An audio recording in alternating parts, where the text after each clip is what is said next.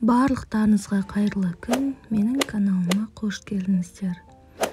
Менің каналымды жоғалтып алмау үшін ең бірінші қоңырауша белгісін басып, тіркеліп алыңыздар. Бүгін біз осындай өте дәмді сочники дайындайтын боламыз.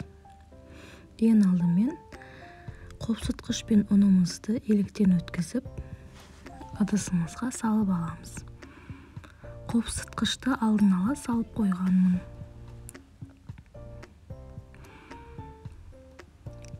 Қанша мөлшерде қосу керектігін описанияға жазып кетемін.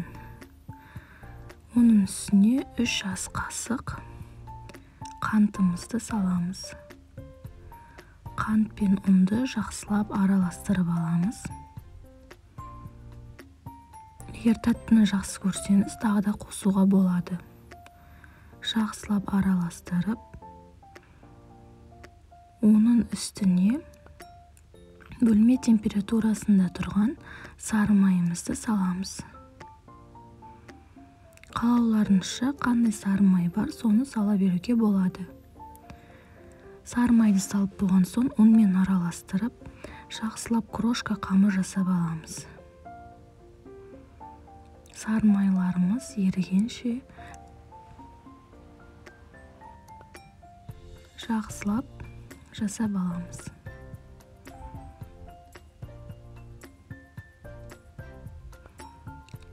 Крошка қамырымызды жасадық, сары маймен араластырып, енді үстінен қаймақ саламыз. Мендегі қаймақ дүкеннің қаймағы 20%.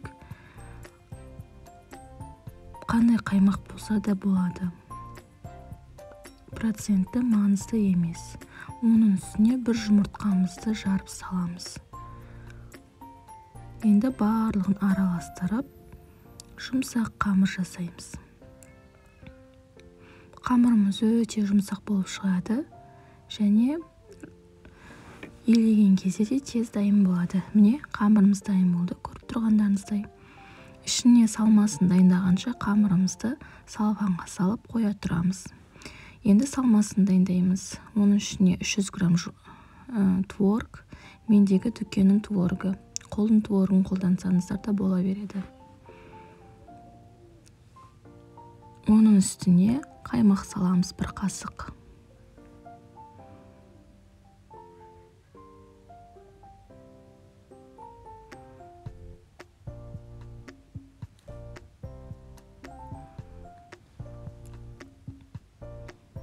Бір жұмыртқа саламыз.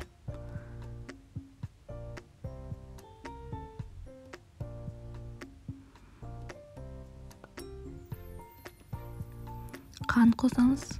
Салмасына да тәттіні жақсы көрсеңіз, қалауларыңызша қант қоса беруге болады.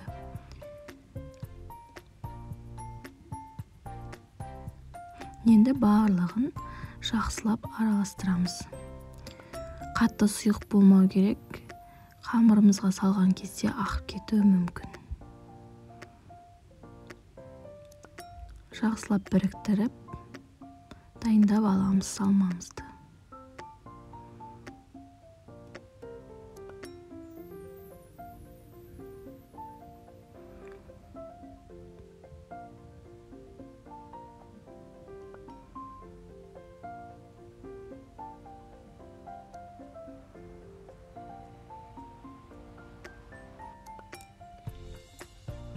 Міне, салмамыз да дайын болып қалды.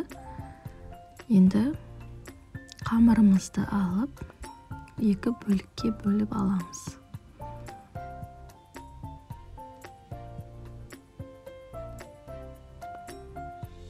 Қамыр өте жұмсақ.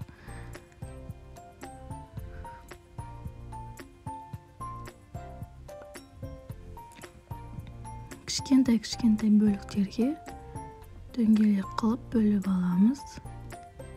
Видеода көріп тұрғандай. Қалауларыңызша үлкендігін өздеріңіз білесіздер. Бұдан да үлкен қып істеуге болады, или бұдан кішірек қып істеуге болады. Өздеріңіздің қалауларыңыз.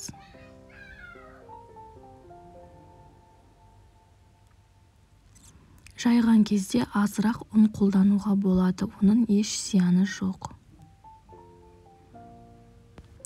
дөңгелек қылып жайып аламыз да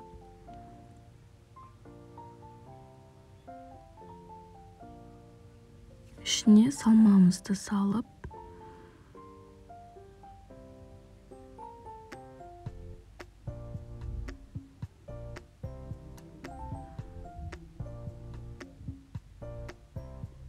екі бетін бір-біріне біріктіреміз.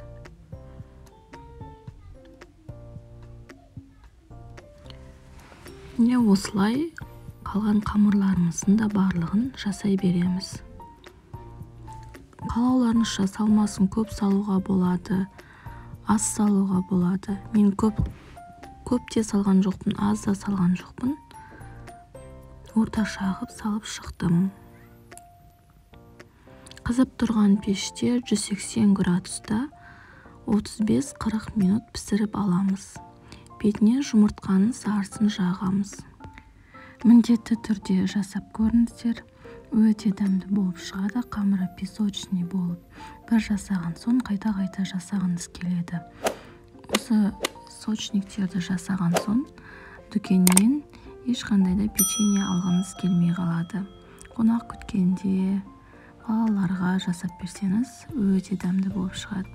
Достар, видеоның соңына шейін менімен бірге болғандарыңыз үшін рахмет. Менің каналыма тіркеліп, лайк басып, комментарий жазып, қолдап кетіңіздер. Егер менің видеоларым ұнап жатса, достарыңызға, таныстарыңызға таратыңыздар.